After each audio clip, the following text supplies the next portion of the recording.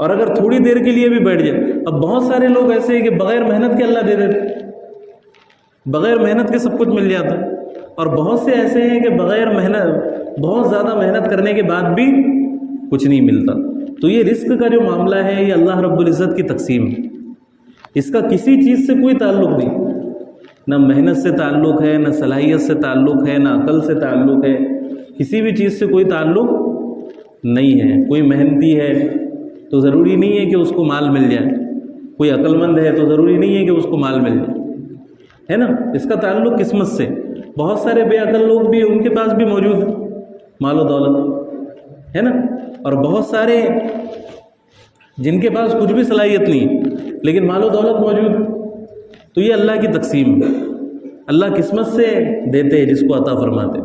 اس میں انسان کی صلاحیتوں کا کوئی دخل نہیں ہوتا، ہے نا.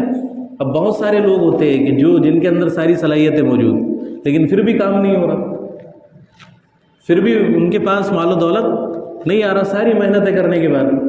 امام شافعی رحمۃ اللہ علیہ نے ایک شعر کہا کہ اگر تم یہ سنو کہ کسی خوش قسمت نے ایک درخت کی ٹہنی کو اپنے ہاتھ میں لیا اور درخت کی ٹہنی کے اس کے ہاتھ میں آتے ہی اس ٹہنی نے پھل دینا شروع کر دیے تو تم اس بات پر یقین کرو، کیونکہ خوش قسمت لوگوں کے ساتھ ایسے واقعات ہو جایا کرتے. اب بہت سارے لوگ کچھ بھی نہیں، تھوڑا سا کسی کام میں ہاتھ ڈالے تو فوراً وہ کام ہو گئے، اس میں ترقی کرنا شروع کرے. اور بہت سارے لوگ کوششیں کرتے جا رہے لیکن نہیں ہو رہے کام. تو سب کچھ کس کی طرف سے ہوتا ہے؟ اللہ تعالیٰ کی طرف سے. حضرت عمر رضی اللہ عنہ کا مشہور قول ہے کہ عرفت ربی بفسخ العزائم، کہ میں نے اپنے رب کو اپنے عزائم کے ٹوٹنے کی وجہ سے پہچانا. میں نے اپنے رب کو اپنے عزائم کے ٹوٹنے کی وجہ سے پہچانا کہ میں ایک کام کی مکمل 100% تیاری کر لیتا ہوں، سارے اسباب اختیار کر لیتا ہوں، لیکن پھر بھی اللہ کی منشا نہیں ہوتی تو وہ کام نہیں ہوتا. عین وقت میں کوئی نہ کوئی چیز آ جاتی ہے، وہ کام رہ جاتا ہے. اور کوئی چیز ایسی ہوتی ہے کہ میں کرنا نہیں چاہتا، میں اس کی ذرہ برابر بھی کوشش نہیں کرتا، لیکن عین وقت پر ایسے حالات بنتے کہ وہ کام میرے ذریعے سے ہو جاتا ہے. ایسے بہت سارے واقعات اور ہر ایک کو اس کا تجربہ ہوتا ہے زندگی میں. تو یہ کس کی منشا ہوتی ہے؟ اللہ تعالیٰ کی منشا ہوتی ہے نا. دنیا میں کوئی چیز اتفاق سے نہیں ہوتی، ساری چیزیں اللہ کی مرضی سے ہوتی، یہ اللہ کی پلاننگ ہوتی ہے، اللہ کے منصوبے ہوتے ہیں. تو اسی لیے اللہ تعالیٰ فرماتے ہیں کہ لا تأسوا علی ما فاتکم ولا تفرحوا بما آتاکم، کہ تم کو جو بھی ملے تو اس کے اوپر زیادہ خوش مت ہوا کرو، اترایا مت کرو. ولا تأسوا علی ما فاتکم، اور جو چیز تم سے ضائع ہو جائے، جو چیز تم سے چھن جائے تو اس کے اوپر افسوس بھی مت کیا کرو، کیونکہ جو کچھ بھی ہوتا ہے کس کی طرف سے ہوتا ہے؟ اللہ تعالیٰ کی طرف سے. یہ طے تھا اللہ کی طرف سے.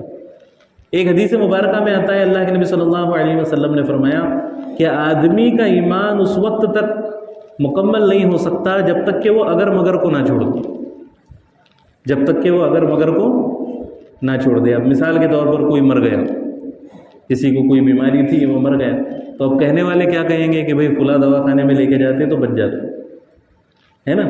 حالانکہ وہ کسی بھی صورت میں بچ نہیں سکتا تھا اور فلاں دواخانے میں جا بھی نہیں سکتا تھا، کیونکہ جب اللہ نے لکھا ہے کہ فلاں جگہ اور فلاں وقت میں اس کی موت ہونا ہے تو کسی بھی صورت میں وہ وہاں سے نہیں ڈل سکتا تھا. تو اگر مگر کی کوئی گنجائش نہیں کہ یہ کام کر لیتے تو ایسا ہو جاتا، وہ کام کر لیتے تو ایسا ہو جاتا. اب جو چیز ہو گئی وہی ہونے والی تھی، اس میں ذرہ برابر بھی تبدیلی ممکن نہیں تھی، کیونکہ وہ اللہ رب العزت کی طرف سے طے تھا پہلے سے. تو یہ ایمان کے خلاف ہے کہ انسان ایسی باتیں کرے کہ اگر میں یہ کر لیتا، کاش میں یہ کر لیتا، کاش میں یہ کورس کر لیتا، ہے نا، کاش میں یہ بزنس شروع کر لیتا. تو یہ ساری چیزیں کیا ہیں؟ فضول ہیں، کیونکہ وہ بزنس انسان کر ہی نہیں سکتا. جو اللہ نے لکھا وہی انسان نے کیا، اس میں ذرہ برابر بھی تبدیلی نہیں ہو سکتی تھی. تو سارے اسباب اللہ رب العزت کے اختیار میں ہیں. اللہ چاہے تو اسباب میں اثر پیدا فرما دے. تو مومنین کو اللہ تعالیٰ ہی پر توکل کرنا چاہیے، اللہ ہی پر بھروسہ کرنا چاہیے، اسباب پر بھروسہ نہیں کرنا چاہیے.